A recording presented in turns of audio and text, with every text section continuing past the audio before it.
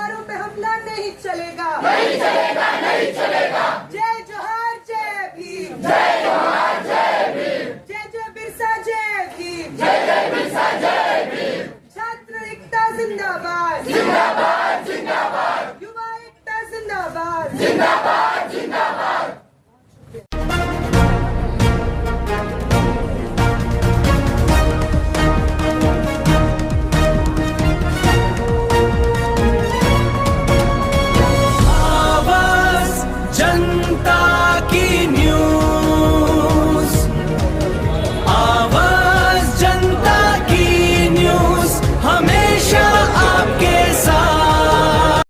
यहाँ पे नागपुर में जो आदिवासी छात्रों का आंदोलन चल रहा है, मांजरी में चल रहा है, उसके अलावा बहुत और जगहों पे स्टूडेंट प्रोटेस्ट कर रहे हैं। तो इस प्रोटेस्ट की जो मांगे हैं उसमें हम समर्थन देना चाहेंगे आयसा की तरफ से। पहली जो मांग है कि जो 3 छात्रों की लड़कियों की मौत हो गई है सांप के काटने के बाद, उन परिवारों को 1 करोड़ तक का मुआवजा कम से कम मिलना चाहिए। वो ट्राइबल मिनिस्टर जिसकी वजह से 585 मौतें आदिवासी छात्रों की 2 साल में हो गई है, वो ट्राइबल मिनिस्टर जवाबदेही दे कि ये मौतें कैसे हो सकती हैं इतनी बड़ी संख्या में सिर्फ 2 साल में। और अगर वो जवाब नहीं देते हैं, इसका संज्ञान नहीं ले सकते हैं, तो वो इस्तीफा दे।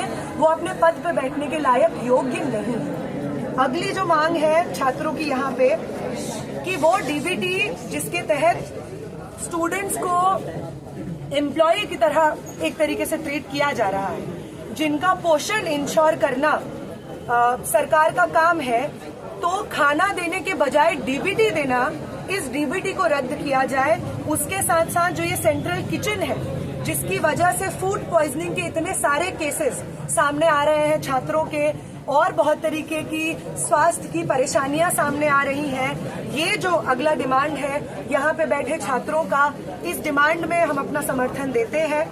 इसके अलावा जो अगला डिमांड है कि 1 लाख के करीब जो सरकारी घोषित पद है एसटी स्टूडेंट्स के लिए, वो पद खाली है, बैकलॉग में है, उन पदों को तुरंत भरा जाए। इस अगली डिमांड में हम अपना समर्थन देते हैं। इसके अलावा जो एसटी को 2nd नंबर पे जो आता था जब पूर्ति होती थी, उनको एक इतना बड़ा इशू है, इतना हैरान हुई जब मैं जान के कि 8वें नंबर पे आपने शिफ्ट कर दिया है, जो कि आरक्षण के एक पूरे सिस्टम के साथ में छेड़छाड़ है। ये कॉन्स्टिट्यूशनल मुद्दा है, बहुत बड़ा मुद्दा है सोशल जस्टिस का।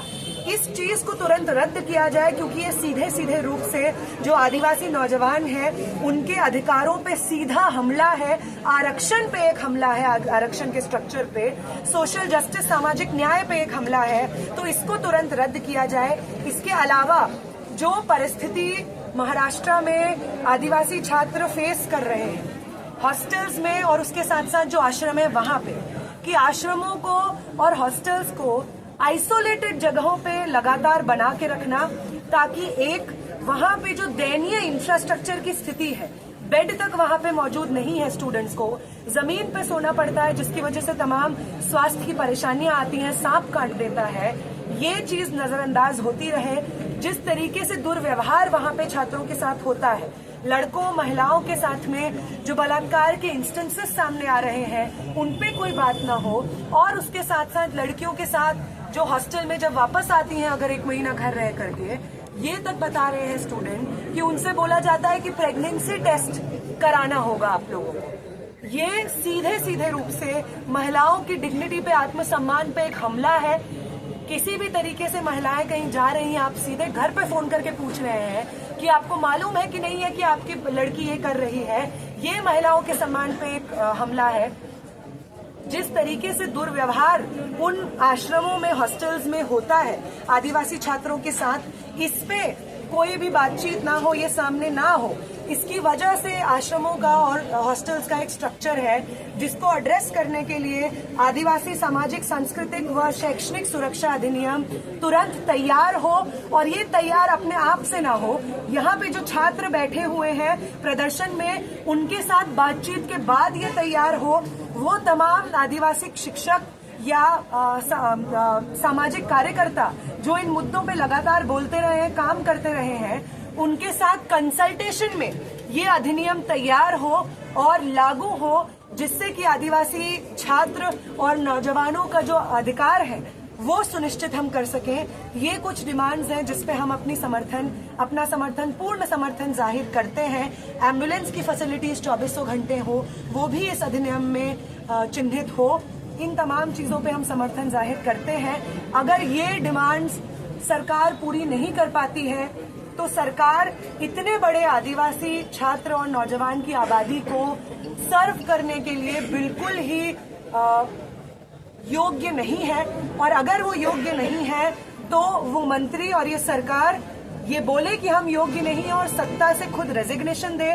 वो ट्राइबल मिनिस्टर जो इन चीजों को इंश्योर करने के लिए जिम्मेदार है, अगर वो अपनी जिम्मेदारी नहीं निभा सकते हैं तो वो इस्तीफा दें। और वो चीफ मिनिस्टर जो इस प्रोटेस्ट साइट से कुछ ही दूरी पे रहते हैं लेकिन यहाँ पे आकर के छात्रों से मिल नहीं रहे हैं, इतना बड़ा मुद्दा है, अलग अलग जिलों में छात्र प्रदर्शन कर रहे हैं, अगर वो इन छात्रों को समर्थन नहीं दे सकते हैं, मिलने नहीं आ सकते हैं, तो ये बहुत शर्म की बात है। उनको इस चीज की जवाबदेही देनी चाहिए। और अगर वो जवाबदेही नहीं दे सकते हैं, जिम्मेदारी नहीं ले सकते हैं, तो वो भी इस्तीफा दे। ये इन छात्रों की डिमांड है और इसमें हम पूर्ण समर्थन देंगे। बस इतना ही।